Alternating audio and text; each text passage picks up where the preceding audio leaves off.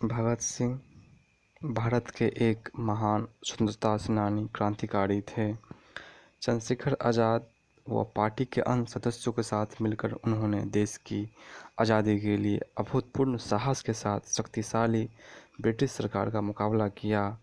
पहले लाहौर में सैंडर्स की हत्या और उसके बाद दिल्ली की केंद्रीय संसद सेंट्रल असेंबली में बम विस्फोट करके ब्रिटिश साम्राज्य के विरुद्ध खुले विद्रोह को बुलंदी प्रदान की।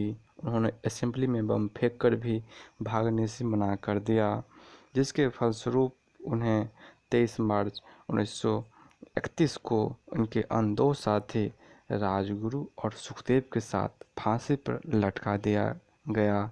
सारे देश में उनके बलिदान की गंभीरता से याद किया। आज हम बात करने जा रहे हैं क्रांतिकारी वीर भगत सिंह जी का। उनका जन्म 28 सितंबर 1907 ईस्वी को हुआ था और उनकी फांसी 23 मार्च 1931 ईस्वी को हुआ था। इनके पिताजी का नाम सरदार किशन सिंह संधू और माता का नाम विद्यापति कौर था। यह एक जाट परिवार था। अमृतसर में 23 अप्रैल 1919 को हुए जलियांवाला बाग हत्याकांड ने भगत सिंह की सोच पर गहरा प्रभाव डाला था। लाहौर के नेशनल कॉलेज की पढ़ाई छोड़कर भगत सिंह ने भारत की आज़ादी के लिए नौजवान भारतीय सभा की स्थापना की थी। काकोरी कांड में रामप्रसाद बिस्मिल सहित 4 क्रांतिकारियों को फांसी व 16 अन्य को कारावास की सजा से भगत सिंह इतने अधिक उद्विग्न हुए कि पंडित चंद्रशेखर आज़ाद के साथ उनकी पार्टी हिंदुस्तान रिपब्लिक एसोसिएशन से जुड़ गए। उन्होंने एक नया नाम दिया, HSRA, Hindustan socialist Republican association. इस संगठन का उद्देश्य सेवा, त्याग, पीड़ा झेल सकने वाले नवयुवक तैयार करना था। भगत सिंह ने राजगुरु के साथ मिलकर 17 दिसंबर 1928 को लाहौर में सहायक पुलिस अधीक्षक रहे अंग्रेजी अधिकारी JP सॉन्डर्स को मारा था। इसी कार्रवाई में क्रांतिकारी चंद्रशेखर आज़ाद ने उनकी पूरी सहायता की थी। क्रांतिकारी साथी बुकटेश्वर दत्त के साथ मिलकर भगत सिंह ने वर्तमान नई दिल्ली स्थित ब्रिटिश भारत की तत्कालीन सेंट्रल असेंबली के सभागार संसद भवन में 8 अप्रैल 1929 को अंग्रेज सरकार को जगाने के लिए बम और पर्चे फेंके थे। बम फेंकने के बाद वहीं पर दोनों ने अपनी गिरफ्तारी भी दी। अगर क्रांतिकारी गतिविधि की बात करें तो हम देखते हैं उस समय भगत सिंह करीब 12 वर्ष के थे, जब आम बालक खेलते कूदते और वीडियो टिकटॉक की देखते हैं। उस समय इनकी कारनामा इस प्रकार से था। जब जलियांवाला बाग हत्याकांड हुआ था, इनकी सूचना मिलते ही भगत सिंह अपने स्कूल के 12 मील पैदल चलकर जलियांवाला बाग पहुंचे थे। इस उम्र में भगत सिंह अपने चाचा की क्रांतिकारी किताब पढ़कर सोचते थे कि इनका रास्ता सही है या नहीं। गांधी जी का असहयोग आंदोलन छिड़ने के बाद हुए गांधी जी के अहिंसात्मक तरीकों और क्रांतिकारी के हिंसक आंदोलन में से अपने लिए रास्ते चुनने लगी। गांधी जी का असहयोग आंदोलन को रद्द कर देने के कारण उसमें थोड़ा रोष उत्पन्न हुआ और राष्ट्र की तरह वो महात्मा गांधी का सम्मान करते थे, पर उन्होंने गांधी जी का अहिंसात्मक आंदोलन की जगह देश की स्वतंत्रता के लिए हिंसात्मक कांग्रेस का मार्ग अपनाना अनुचित नहीं समझा। उन्होंने जुलूसों में भाग लेना प्रारंभ किया और नई क्रांतिकारी दलों के सदस्य बने। उनके दल प्रमुख क्रांतिकारी में चंद्रशेखर आज़ाद, सुखदेव, राजगुरु इत्यादि थे। काकोरी कांड में 4 क्रांतिकारियों को फांसी व 16 अन्य को कारावास की सजा से भगत सिंह इतने अधिक उद्विग्न हुए कि उन्होंने 1928 में अपनी नौजवान भारत सभा का हिंदुस्तान रिपब्लिक एसोसिएशन में विलय कर दिया, जिससे बाद में एक नया नाम मिला, हिंदुस्तान सोशलिस्ट रिपब्लिकन एसोसिएशन। लाला लाला लाजपत राय जी का मृत्युरोध का प्रतिशोध 1928 में साइमन कमीशन के बहिष्कार के लिए भयानक प्रदर्शन हुए। इन प्रदर्शनों में भाग लेने वालों पर अंग्रेज शासन ने लाठीचार्ज किया। इसी लाठीचार्ज में आहत होकर लाला लाजपत राय की मृत्यु हो गई। अब इनसे रहा न गया। एक गुप्त योजना के तहत उन्होंने पुलिस सुप्रिटेंडेंट स्कॉट को मारने की योजना सोची गई योजना के अनुसार भगत सिंह और राजगुरु लाहौर कोतवाली के सामने व्यस्त मुद्रा में टहलने लगे। उधर जयगोपाल अपने साइकिल को लेकर ऐसे बैठ गए जैसे कि वो खराब हो गई हो। गोपाल के इशारों पर दोनों सचेत हो गए। उधर चंद्रशेखर आजाद पास के डीएवी स्कूल की चहारदीवारी के पास छिपकर घटना को अंजाम देने में रक्षक का काम कर रहे थे।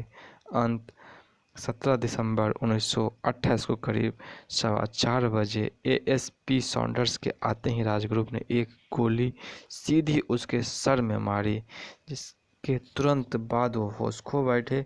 इसके बाद भगत सिंह ने 3-4 गोली दागकर उसके मारने का पूरा इंतजाम कर दिया। इस प्रकार on the front on the ground Lala Lajpat Rai ji का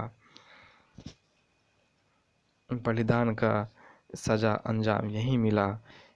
ये दोनों जैसे ही भाग रहे थे कि एक सिपाही चयन सिंह ने इनका पीछा करना शुरू कर दिया। चंद्रशेखर आजाद ने उसे सावधान किया, आगे बढ़े तो गोली मार दूंगा। नहीं मारने पर आजाद ने उसे गोली मार दी। इस तरह इन लोगों ने लाला लाजपत राय की मौत का बदला ले लिया। उसके बाद असेंबली में बम फेंकना। भगत सिंह यद्यपि रक्तपात के पक्षधर नहीं थे, परंतु वे वामपंथी विचारधारा को मानते थे तथा कार्ल मार्क्स के सिद्धांत से उनका ताल्लुक था और उन्हीं विचारधाराओं को आगे बढ़ा रहे थे। यद्यपि वे समाजवाद के पक्के पोषक भी थे, कालांतर में उन्हें उनके विरोधी द्वारा उनको अपने विचारधारा बताकर युवाओं को भगत सिंह के नाम पर बरगलाने के आरोप लगते रहे हैं। कांग्रेस के सत्ता में रहने के बावजूद भगत सिंह को कांग्रेस शहीद का दर्जा नहीं दिलवा पाए, क्योंकि वे केवल भगत सिंह के नाम का इस्तेमाल युवाओं को अपनी पार्टी से जोड़ने के लिए करते थे। उन्हें पूंजीपतियों को मजदूरी के प्रति शोषण की नीति पसंद नहीं आती थी। उस समय चूँकि अंग्रेज ही सर्वोसर्वा थे तथा बहुत कम भारतीय उद्योगपति उन्नति कर पाए थे, अतः अंग्रेज के मजदूर के प्रति अत्याचार से उनका विरोध स्वाभाविक था। मजदूर विरोधी ऐसे नीतियों के ब्रिटिश संसद में पारित न होने देना उनके दल का निर्णय था। सभी चाहते थे अंग्रेज को पता चलना चाहिए कि हिंदुस्तानी जाग चुका है और उनके हृदय में ऐसी नीतियों का प्रति आक्रोश है। ऐसा करने के लिए उन्होंने दिल्ली की केंद्रीय असेंबली में बम फेंकने का योजना बनाई थी। भगत सिंह चाहते थे कि इसमें कोई खून खराबा ना हो, अंग्रेज तक उनकी आवाज़ पहुँचे। हालांकि प्रारंभ में उनके दल के सब लोग ऐसा नहीं सोचते थे और अंत में सर्वसम्मति से भगत सिंह तथा भुक्तेश्वर दत्त का नाम चुना गया। निर्धारित कार्यक्रम के अनुसार 8 अप्रैल 1929 को सेंट्रल असेंबली में दोनों एक ऐसे स्थान पर बम फेंका जहां कोई मौजूद नहीं था, अन्यथा उसे चोट लग सकती थी। पूरा हॉल धुएं से भर गया। भगत सिंह चाहते तो भाग ही सकते थे, पर उन्होंने पहले ही सोच रखा, उन्हें दंड चाहे जो भी हो, फांसी ही क्यों न हो, अतः उन्होंने भागने से मना कर दिया। उस समय वो दोनों खाकी कमीज निक्कर पहने हुए थे। बम फटने के बाद उन्होंने इनकलाब जिंदाबाद, साम्राज्यवाद मुर्दाबाद का नारा लगाया। अपने साथ लाए हुए पर्चे हवा में उछाले दिए। उनके कुछ ही देर बाद पुलिस आ गई तो उनको गिरफ्तार कर लिया गया। अगर हम जेल की दिन की बात करें तो जेल में भगत सिंह करीब 2 साल रहे। इसी दौरान वे लेख लिखकर अपने क्रांतिकारी विचार व्यक्त करते रहते थे। जेल में रहते हुए भी उनका अध्ययन लगातार जारी रहा। उनके उस दौरान लिखे गए लेख व सगे संबंधियों को लिखे गए पत्र आज भी उनके विचार के दर्पण हैं। अपने लेखों में उन्होंने कई तरह से पूंजीपतियों को अपना शत्रु बताया है। उन्होंने लिखा कि मजदूर का शोषण करने वाले चाहे एक भारतीय ही क्यों न हो, वो उनका शत्रु हैं। उन्होंने जेल में अंग्रेजी का एक लेख भी लिखा, इनका शीर्षक था मैं नास्तिक क्यों हूँ, जो बाद में बहुत उपलब्धि प्राप्त की। जेल में भगत सिंह व उनके साथियों ने 64 दिनों तक भूख हड़ताल की। उनके एक साथी यतीन्द्रनाथ दास ने तो भूख हड़ताल में अपना प्राण ही त्याग दिए थे।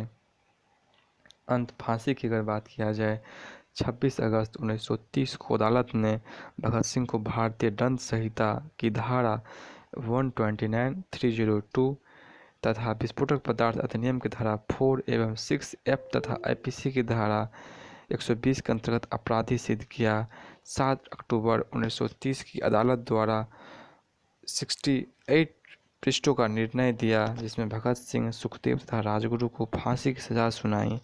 फांसी की सजा सुनाए जाने के साथ ही लाहौर की धारा 144 लगा दी गई।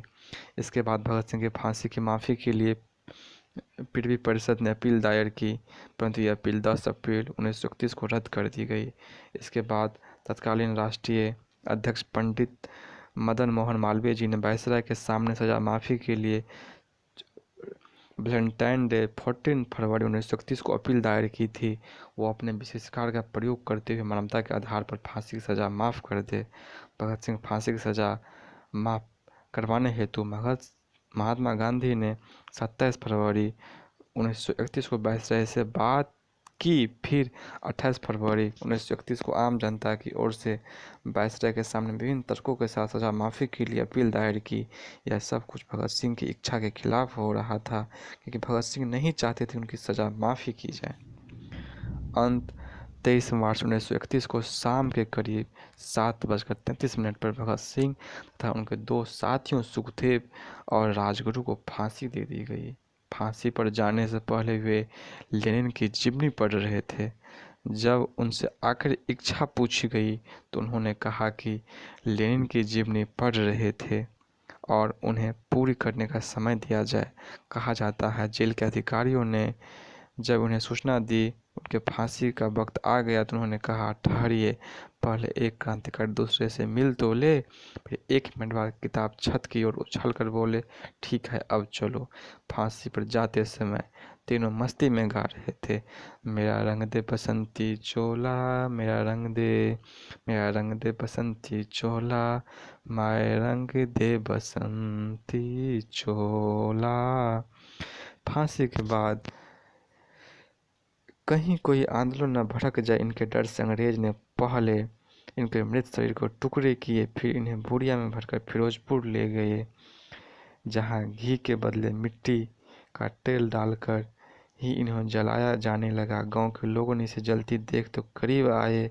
इससे डरकर अंग्रेज इनकी लाश को अधजले टुकड़े को सतलज नदी में फेंक दिया और भाग गए। जब गांव वाले पास आए तो उनके मृत शरीर के टुकड़ों को एकत्र कर विधिवत दाह संस्कार किया और भगत सिंह हमेशा के लिए अमर हो गए। इसके साथ लोग अंग्रेजों के साथ साथ गांधी की भी इसका मौत का जिम्मेदार समझने लगे। इस कारण जब गांधी कांग्रेस के लाहौर अधिवेशन में हिस्सा लेने जा रहे थे तो लोगों ने काले झंडे के साथ गांधी जी का स्वागत किया। एक आध जगह पर गांधी जी पर हमला भी हुआ, किंतु सादी वर्दी में इनके साथ चल रहे पुलिस ने इसे बचा लिया। अगर व्यक्तित्व की बात करें तो जेल के दिनों में उनके लिखे खतों एवं लेखों से उनके विचार का अंदाज़ा लगाया जा सकता है। उन्होंने भारतीय समाज में लिपि, पंजाबी, गुरुमुखी, शाहमुखी, हिंदी, उर्दू, अरबी के संदर्भ में विशेष रूप से जाति और धर्म के कारण आए दूरियों पर दुख व्यक्त किया। उन्हें समाज में कमज़ोर वर्ग पे किसी भारतीय के प्रहार को भी उसी सख्ती से सोचा जितना कि किसी अंग्रेज के द्वारा किए गए अत्याचार को। भगत सिंह को हिंदी, उर्दू, पंजाबी, अंग्रेजी के अलावा बंगला भी आती थी। उन्होंने बख्तियार दत्त से सीखी थी। उनका विश्वास था कि शहादत से भारतीय जनता और उद्गनी हो जाएंगी। ऐसे उनके जिंदा रहने से शायद ही हो पाए। इसी कारण उन्होंने मौत की सजा सुनने के बाद भी माफ़ीनामा लिखने से मना कर दिया था।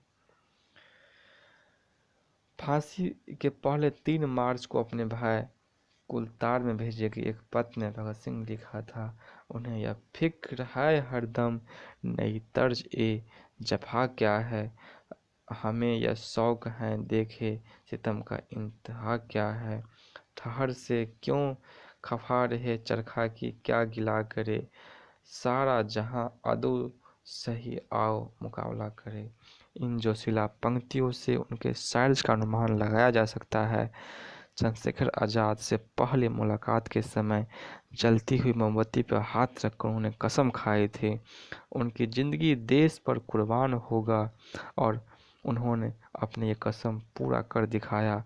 किसी ने सच ही कहा, सुधार बढ़े आदमी नहीं कर सकते हैं, तो वे तो बहुत ही बुद्धिमान और समझदार होते हैं। सुधार तो होते हैं युवकों के परिश्रम, साहस, बलिदान और निष्ठा से, जिनको भयभीत होना आता ही नहीं और जो विचार कम अनुभव अधिक करते हैं। भगत सिंह।